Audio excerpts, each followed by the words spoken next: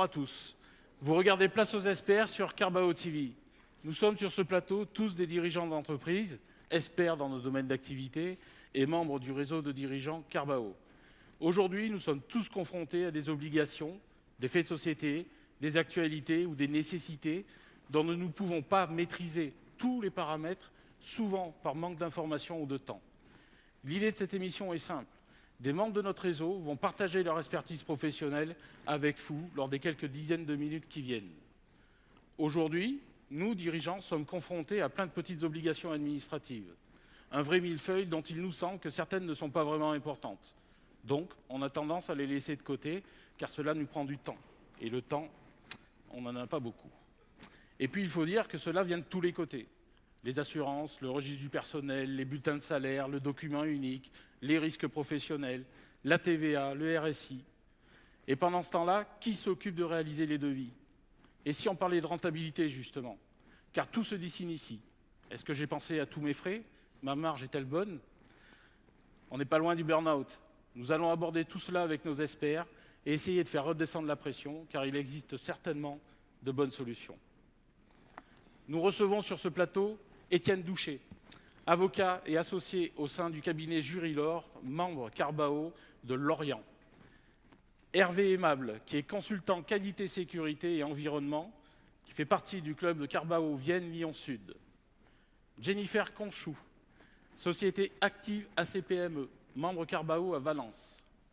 Jennifer, ça veut dire quoi, active ACPME?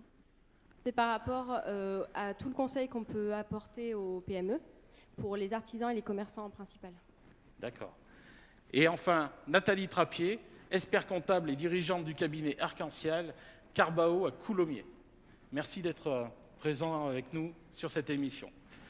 Étienne, toi qui es avocat, peux-tu nous classifier les différentes obligations que nous pourrions avoir en tant que dirigeants d'entreprise en quelques grandes familles, juridiques, sociales ou autres, ce qui nous permettra ensuite de pouvoir étayer un petit peu le sujet tous ensemble. Bonjour à tous.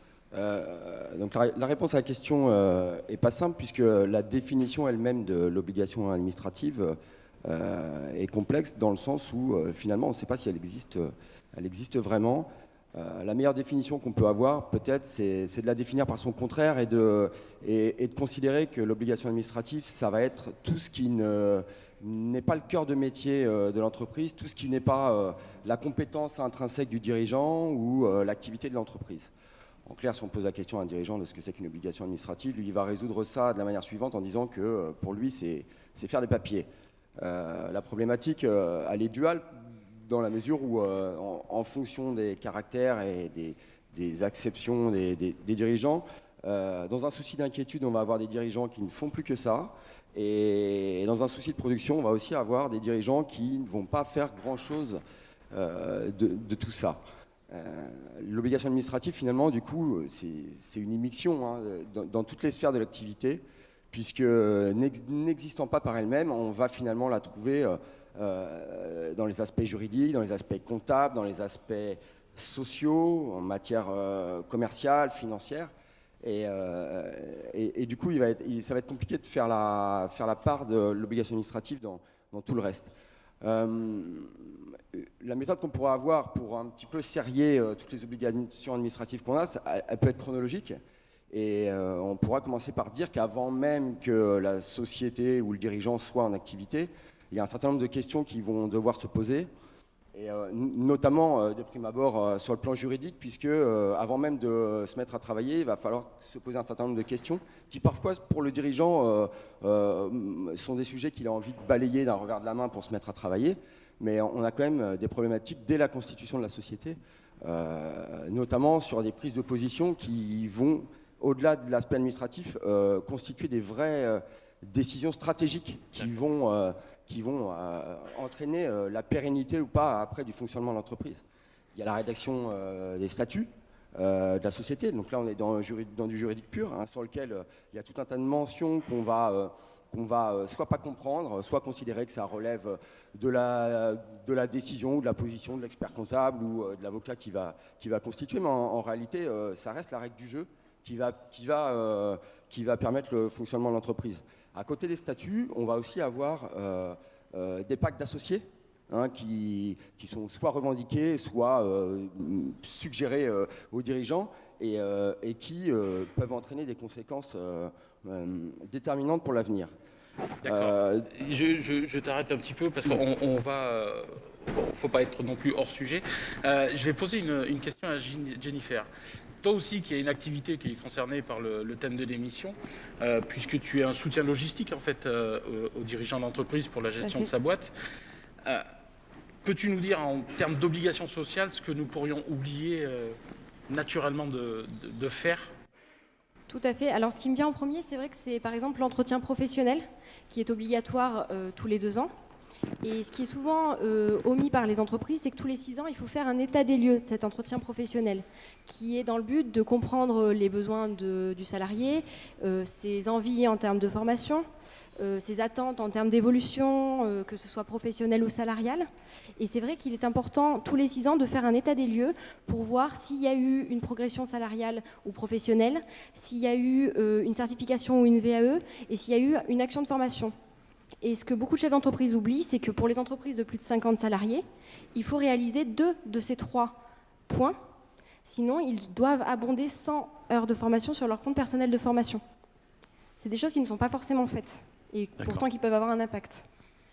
Après, ce qu'il peut y avoir aussi, c'est par exemple la visite à la médecine du travail, qui est obligatoire dès l'embauche du salarié dans les 3 mois. Et qui est nécessaire surtout à la reprise d'un salarié quand il y a une absence de plus de 6 mois ou un congé maternité, et c'est dans les 8 jours. Alors c'est des choses qu'on peut laisser de côté, si ce n'est pas contrôlé, ça peut ne pas avoir de gros impacts, mais s'il y a un problème avec le salarié ou un contrôle, ça peut avoir des problèmes. Ça va se retourner contre nous. C'est ça. Ouais. Il peut y avoir des problèmes jusqu'à pénal, donc c'est vraiment important. Après, ce qu'il peut y avoir aussi, c'est le registre du personnel, qui doit être mis à jour en continu, dès le premier salarié pour toutes les périodes d'activité, qui récapitule en fait le contrat de travail du salarié avec tous les critères et qui doit être tenu à jour, donc soit sur papier, soit sur support numérique, parce que maintenant il y a beaucoup de choses qui sont permises dans ce domaine.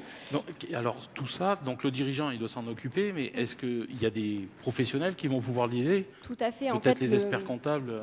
En fait, au niveau social, c'est vrai que voilà, les experts comptables peuvent intervenir ou des sociétés de services administratifs externalisées.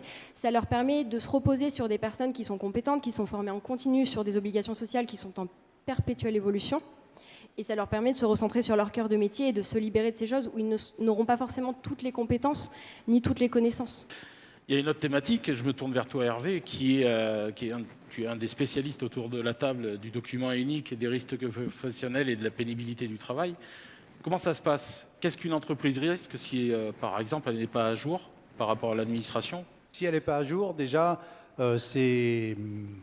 Bon, dans un premier temps, c'est entre 1 500 et 3 000 euros d'amende au jour où ce n'est pas fait, déjà. Il faut savoir que le document unique, il est obligatoire dès le premier salarié embauché. Premier salarié ou stagiaire. Ça, on les met dans le même cadre. Ensuite, il y a obligation de le renouveler tous les ans, minimum, ou alors dans le cadre d'un grand changement de l'entreprise. On rajoute, on rachète une partie d'une autre entreprise, on la rajoute, on refait construire, on refait le document unique. Obligatoire. D'accord ?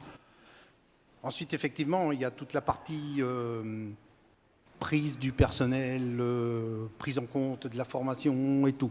Alors, tous les 2 ans, certes, ça c'est au Code du travail également.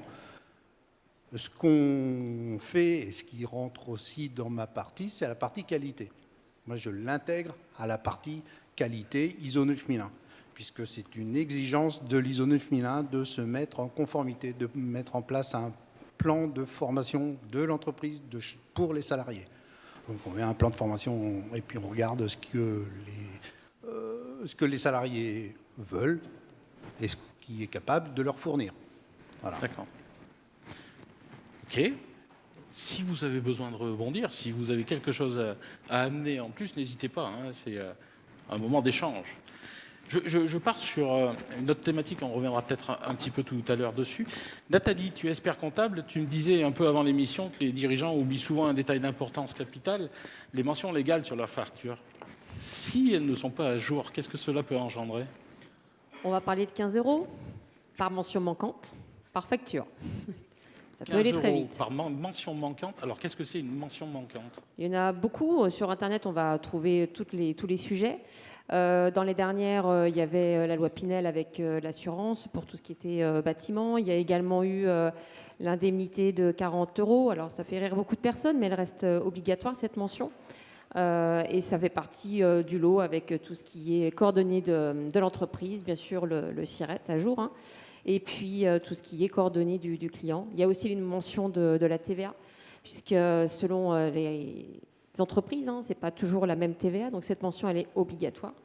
Donc il y a tout un tas d'éléments, mais il existe différentes méthodes en fait pour mettre à jour ces factures, mais l'idéal de l'idéal en fait c'est vraiment d'avoir un logiciel commercial, parce que combien on Excel, Word, ça ne met pas à jour des factures.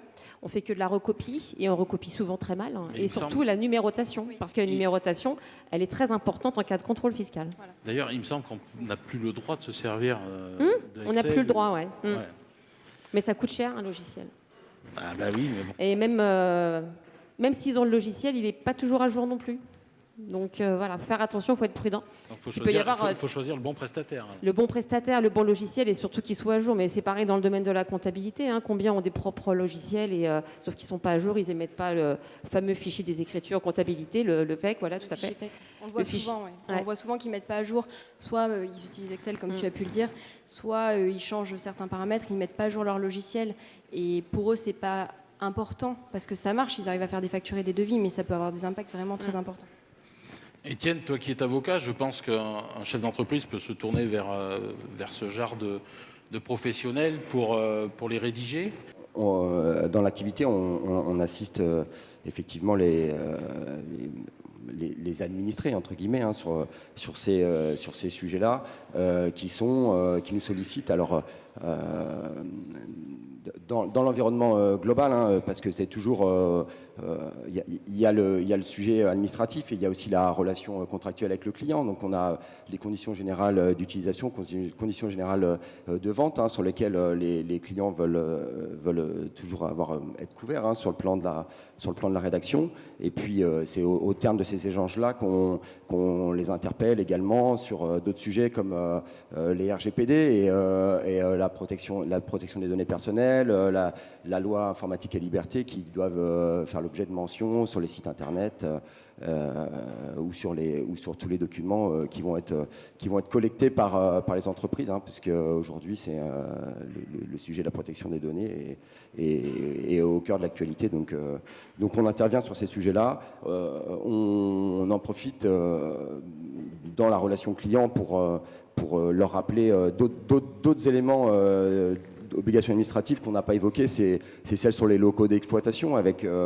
la rédaction du document d'évaluation des risques professionnels, les registres publics d'accessibilité pour les établissements recevant du public, les contrôles et entretiens des matériels d'exploitation, les contrôles hygiène, les vérifications annuelles de conformité électrique dès qu'on a des salariés. Donc c'est vrai que sur les sessions de fonds de commerce... Alors pour des choses comme ça, je pense que Hervé, tu peux nous répondre. Vers qui on doit se tourner? Parce qu'on n'y pense peut-être pas tout le temps, donc on a besoin de conseils là-dessus. Alors oui, effectivement, quand on veut se diriger vers l'électricité, enfin le contrôle électrique des bâtiments, il suffit par exemple d'aller vers la PAV. Hein. Tout simplement, il y a des gens qui sont spécialisés là, faut directement aller vers eux. Alors, en ce qui concerne tout ce qui est l'évaluation des risques, on peut très bien demander à un spécialiste de le faire. Donc, ça rentre dedans, la spécialité, l'accessibilité, Enfin, moi, je parle pour mon cas, on prend la pénibilité plus 17 risques majeurs définis par les CARSAT. Il y en a 17, on les rentre dedans en partant du première chute de plein pied, hein, la première marche, tout ça, le fil qui traîne, jusqu'aux risques psychosociaux. On inclut tout dedans. D'accord. C'est le minimum. Et vous revenez, c'est tous les ans? C'est tous les ans, D'accord. au minima tous les ans. On le refait, on reprend, on revalide. À chaque fois, par exemple, que l'entreprise s'agrandit ou... Oui, alors à chaque fois que l'entreprise s'agrandit, on le reprend. Et si elle ne s'est pas agrandie, on le refait tous les ans. D'accord. Hein. Ok. C'est un minima tous les ans. Maintenant, s'il y a un gros changement dans l'entreprise, je sais pas, on peut imaginer 4 ou 5 nouvelles machines, une nouvelle chaîne ou autre. Là, on est obligé de le refaire. Mesdames, vous qui êtes encore plus proches des chefs d'entreprise, il y en a certains qui doivent oublier ces délais. Est-ce que c'est une des missions qui fait partie de vos compétences, de leur rappeler? Je pense que tu seras d'accord avec moi. C'est vrai que notre rôle a beaucoup évolué. Enfin, on n'a pas les mêmes fonctions, mais on est beaucoup dans le conseil en fait maintenant. Beaucoup dans ce rôle de surveillance, de les alerter sur toutes les obligations qu'ils peuvent avoir, sur tout ce qu'ils doivent mettre à jour, tout ce qu'ils doivent contrôler, tout ce qu'ils n'ont pas le droit de faire, plus que dans l'opérationnel et dans la technique maintenant. Je pense que tu me Oui, rejoindras. mais en plus, il y a vraiment des impacts qu'on voit sur les bilans. C'est-à-dire que s'il y a un problème de formation, il ne faut pas forcément s'étonner sur un problème de rentabilité. S'il y a des personnes qui sont absentes, si on voit dans les effectifs beaucoup d'absentéisme, il ne faut pas s'étonner aussi que les obligations ne soient pas remplies. Donc d'une façon ou d'une autre, on aura toujours des impacts qui se verront sur les chiffres. Et c'est vrai que quand on parlait tout à l'heure de factures, ça fait aussi partie des choses. Si les factures sont mal libellées, c'est un manque aussi de temps du chef d'entreprise qui, certes, doit se démultiplier, mais qui doit aussi faire appel à des experts, en fait, parce qu'il ne peut pas se démultiplier. D'accord. Ok, merci. Nathalie, je vais rester avec toi parce que tu me faisais remarquer tout à l'heure, on change, on est peut-être un peu hors sujet, mais je sais que c'est important pour toi et pour nous aussi. Tu remarques que des dirigeants ne connaissent pas le seuil de rentabilité dans leur entreprise. Cela veut dire qu'ils peuvent travailler comme des fous et pas vraiment pouvoir couvrir leurs dépenses. Comment tu gères ce genre de situation, toi? Ouais. Ô combien, ouais. C'est-à-dire qu'ils ont toujours le nez dans le guidon, ça, on est tous pareils. Hein. Mais ce qui est important, c'est de se poser et de prendre du recul. Parce qu'un chantier, un marché peut sembler une belle affaire, hein, sauf que parfois, il faut engager beaucoup de dépenses en trésorerie. Et c'est le nerf de la guerre. C'est-à-dire qu'ils se mettent à fond dans leur métier. Forcément, ils laissent de côté tout ce qui est obligation, qui peut du coup les desservir et même arrêter une entreprise. Et à côté de ça, ils sont toujours surpris de certains chiffres. Ils sont surpris, par exemple, de ne plus avoir de trésorerie alors qu'ils ont autofinancé. Mais quand on est chef d'entreprise, on n'est plus un particulier. Il faut vraiment changer de camp, quoi. Et on parlait tout à l'heure, c'est pareil, des statuts. Mais c'est clair hein, que moi, ils arrivent, ils me disent quel statut je dois prendre, SAS, SARL. Mais ça, c'est toujours pareil, hein, dans la vie, ce qui compte, c'est pas la destination, c'est le chemin. Il faut bien qu'ils comprennent qu'avant d'en arriver à la réponse, il faut déjà bien expliquer leurs attentes à titre personnel. Est-ce que sous quel régime matrimonial ils sont également, parce que c'est important. Comment ils envisagent l'avenir, quel est le déclencheur en fait de cette prise d'indépendance, parce que c'est un vrai challenge, un vrai enjeu pour eux. Hein. Et là, on doit vraiment forcément leur tenir la main, puisqu'il doit y avoir de nouveaux objectifs chaque année. Et surtout, il faut bien qu'on décortique en effet les éléments qui sont les charges fixes, parce que selon les charges fixes, il y a un chiffre d'affaires à sortir. Et les charges fixes, comme c'est écrit, hein, c'est fixe. Hein. Donc, à un moment donné, si on ne peut pas les couvrir, qu'est-ce qui se passe, quoi? Donc, on peut faire de belles affaires, et pour autant, au bout du compte, il ne reste pas grand-chose. Donc, voilà, on peut se démultiplier, mais au bout du compte, finalement, pourquoi autant courir? Pourquoi se priver de vacances? Pourquoi se priver d'être en famille et de perdre de sa famille aussi? Ça arrive aussi régulièrement quand on est chef d'entreprise, on priorise son entreprise. Et c'est juste dommage parce qu'à côté, il se passe plein de choses. Ouais. Jennifer, je pense que toi, le cœur de ton métier, c'est aussi ça. Tu te positionnes comment par rapport à quelqu'un qui fait le métier de Nathalie justement? Alors, nous, c'est vrai que tous nos clients ont un expert comptable pour toute la partie déjà réglementée qui est due à leur profession, donc tous les bilans, tous les actes un peu juridiques de fin d'exercice, etc. Nous, on est vraiment un complément dans le sens où on est sur le courant et la vie de la société au quotidien. C'est-à-dire qu'on est vraiment un renfort dans le sens où on externalise tous leurs services administratifs pour qu'ils se ressentent sur leur cœur de métier.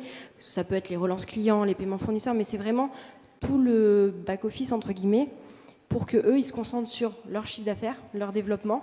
On leur donne des axes forcément par rapport à leur marge, par rapport à des indicateurs pour qu'ils n'aillent pas droit dans le mur concrètement. Mais eux, voilà, la raison pour laquelle ils ont créé leur société, c'est pour faire leur métier. C'est pas pour faire tout ce qu'il y a autour. Ils sont obligés. Mais du coup, ils peuvent se reposer sur des professionnels dans certains domaines, parce qu'on peut pas être bon partout. chacun son métier. Moi, j'ai souvent, quand je suis en réunion, je dis souvent que nos membres du réseau Carbao, ils ont deux métiers en fait. Ils ont le métier technique qui les a poussés à créer leur société, et à côté, ils ont un métier de chef d'entreprise, souvent pour lesquels ils ne sont pas totalement préparés. Donc du coup, peut-être que des avocats, des experts comptables, avant peut-être votre intervention, vous avez aussi un rôle de formation du futur chef d'entreprise. Comment ça se passe quand tu reçois, toi, quelqu'un qui vient pour te dire je veux me lancer? Quels sont les 2-3 premiers conseils que tu vas lui donner? Le premier conseil, au-delà de la constitution de la société, du choix du régime social et fiscal, c'est-à-dire est-ce qu'on reste entrepreneur individuel, est-ce qu'on se met en société, est-ce qu'on reste soumis à l'impôt sur le revenu, est-ce qu'on se soumet à l'impôt sur les sociétés? La question qui vient derrière celle-là, mais qui est quand même déjà déterminante, qui peut engendrer des variations de coûts importants, c'est l'assurance. C'est de se dire qu'est-ce que j'ai mis dans mes statuts. Est-ce que demain, quand je vais étendre mon activité, je serai toujours assuré alors que je n'ai pas mis mes statuts à jour? Donc ça, c'est l'assurance des locaux. Il faut faire des déclarations qui sont quand même conformes à la taille de ces locaux, conformes aux travaux qu'on va faire et aux transformations qu'on va réaliser.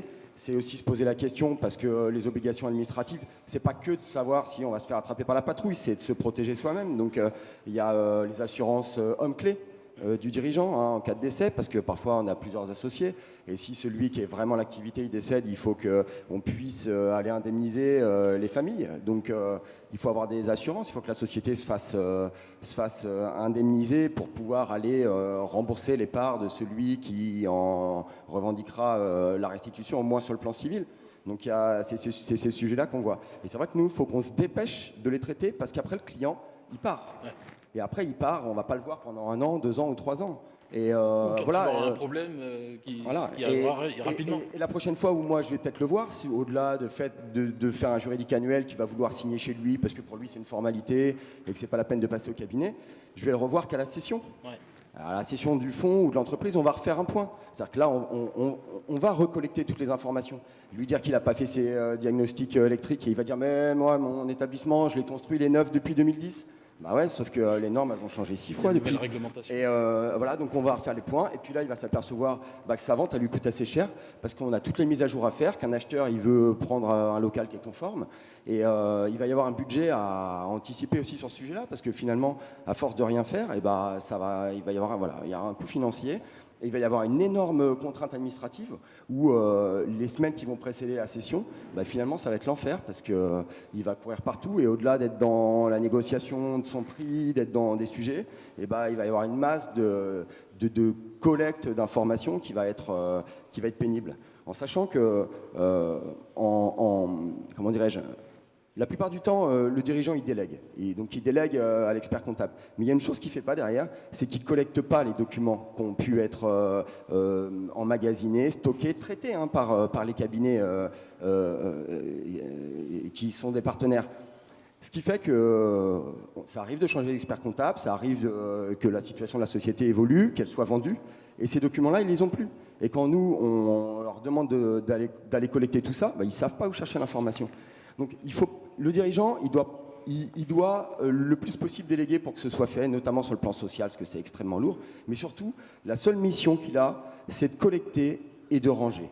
Voilà. Alors aujourd'hui, on a quand même tout un tas d'outils numériques, les clouds, qui nous permettent de faire ça sans que ça prenne trop de temps. Donc à un moment donné, il faut faire l'effort d'avoir dans ces dossiers une arborescence avec la classification de tous ces documents. La planification, il peut le faire, parce que c'est quand même, mine de rien, à lui aussi d'aller vérifier que l'expert comptable a fait son travail. La plupart du temps, en plus, à un moment donné, il finit par croire que l'expert comptable est chargé de tout, alors que l'expert comptable, il est net de mission. Puis à un moment donné, il peut toujours la sortir en disant « Attendez, mais moi, je vous fais la compta. De manière gracieuse, on vous alerte régulièrement, mais en même temps, c'est pas que notre job, c'est vous. » Donc le dirigeant, il doit planifier, vérifier que c'est fait et collecter. Voilà. C'est lui le dirigeant, c'est lui qui a les mains en fait. Ouais. C'est sa responsabilité et très souvent il l'oublie. C'est vous qui vous donne les ordres en fait de mission. Les conseils, mais voilà. Et d'autant que nous, on se retrouve finalement après dans une situation qui est délicate, c'est-à-dire que on demande au chef d'entreprise qui nous renvoie vers l'expert comptable. Et l'expert comptable se retrouve à lui-même faire tout un tas d'administratifs qui n'est plus son vrai métier pour nous collecter l'information. Merci beaucoup. 26 minutes, ça passe très vite. pour cette première émission, on n'est pas dans le timing. Madame, Messieurs, nous arrivons donc au terme de cette émission. Nous avons vraiment essayé de faire le tour du sujet, mais je vois que ces 26 minutes ne suffisent pas. Promis, on va créer de prochaines émissions où on développera peut-être des sujets qu'on va retirer de celle-ci pour les approfondir un peu plus. Chers auditeurs, c'est maintenant l'occasion de faire un point pour vos boîtes et vous demander si vous êtes tous à jour. J'ai noté quelques réflexions sur nos experts pour résumer leur intervention. Nathalie Trappier nous rappelle que l'argent, ça va, ça vient, mais ce qui compte, c'est ce petit groupe d'experts réunis autour du chef d'entreprise pour le maintenir au-dessus de la réserve. Étienne Douchet, notre avocat, nous assure que pour s'élever très haut, il faudra que le dirigeant ait bâti des fondations administratives solides. Hervé Aimable nous a bien mis en garde par rapport au risque de ne pas avoir de documents uniques à jour dans nos entreprises, et ce, régulièrement. Et enfin, Jennifer nous offre une belle citation. Les chefs d'entreprise doivent assumer de nombreuses responsabilités. Il est important de se faire conseiller au quotidien, car comme dirait Sophocle, plus faibles sont les risques, meilleure est l'entreprise. Voilà, l'émission se termine déjà. Je vous donne rendez-vous pour la prochaine émission Place aux experts. N'hésitez surtout pas à vous abonner sur notre chaîne Carbao TV afin d'être informé des prochaines diffusions de ces émissions. À très bientôt.